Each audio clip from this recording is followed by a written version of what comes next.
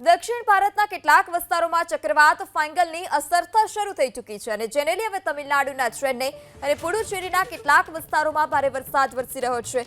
આ સાથે જ તેજ પવન પણ ફૂંકાઈ રહ્યો છે। ચેન્નઈના જૂના મહાબલીપુરમ રોડ પર તો પાણી પણ ભરાઈ ચૂક્યા છે, જેને લઈ વાહન ચાલકોને હાલાકીનો સામનો કરવાનો વારો આવ્યો। એટલું જ નહીં, વિઝિબિલિટીમાં પણ ઘટાડો થયો છે, એટલે કે બંગાળની ખાડીમાંથી ઉદ્ભવેલું વાવાઝોડું ફાંગલ આજે સાંજ સુધીમાં પુડુચેરીના કરાઈકલ અને તમિલનાડુના મહાબલીપુરમ જિલ્લાની વચ્ચે દરિયાકાંઠે ટકરાઈ શકે છે। હવામાન વિભાગે પવનની ગતિ 90 કિલોમીટર પ્રતિ કલાકની રહેવાની આગાહી કરી, ત્યારે દક્ષિણ ભારતના કેટલાક વિસ્તારોમાં ફાંગલ વાવાઝોડાથી એલર્ટ પણ જાહેર કરવામાં આવ્યું। તો તમિલનાડુ, કર્ણાટક, પુડુચેરી અને આંધ્રપ્રદેશના કેટલાક વિસ્તારમાં સ્થિતિ વધુ ખરાબ થવાની આશંકાને પગલે આજે સ્કૂલ અને કોલેજોમાં રજા પણ જાહેર કરવામાં આવી। ત્રિચી, રામનાથપુરમ, નાગપટ્ટિનમ, કુડ્ડાલોર, વિલ્લુપુરમ, તિરુવલ્લુર સહિતના જિલ્લામાં એલર્ટ જાહેર કરવામાં આવ્યું છે। એટલું જ નહીં, કલ્લાકુરીચી, કાંચીપુરમમાં રેડ એલર્ટ જાહેર કરવામાં આવ્યું, તો તંજાવુર, તિરુવારુર, અલિયાલુર, પેરમ્બલૂર અને તિરુવંતમલાઈમાં ઓરેન્જ એલર્ટ આપવામાં આવ્યું, જ્યારે બાકીના અન્ય જિલ્લામાં યલો એલર્ટ જાહેર કરવામાં આવ્યું છે।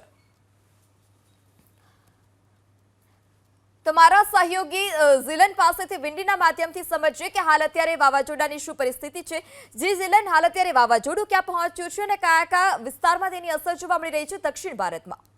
જી બિલકુલ, જો આ વિંડીના માધ્યમથી સમજવાનો પ્રયત્ન કરીએ તો આ જે અત્યારે તમે આ સ્થિતિ જોઈ રહ્યા છો તે સ્થિતિ અત્યારે છે અને આજે સાંજ સુધીમાં આ વાવાઝોડું તમિલનાડુ અને પોંડિચેરીની વચ્ચે ટકરાઈ શકે છે અને જ્યારે તેનું લેન્ડફોલ થશે ત્યારે ભારે પવન ફૂંકાવાની શક્યતા છે। 4 રાજ્યોમાં અત્યારે આ વાવાઝોડાને લઈને એલર્ટ આપી દેવામાં આવ્યું છે।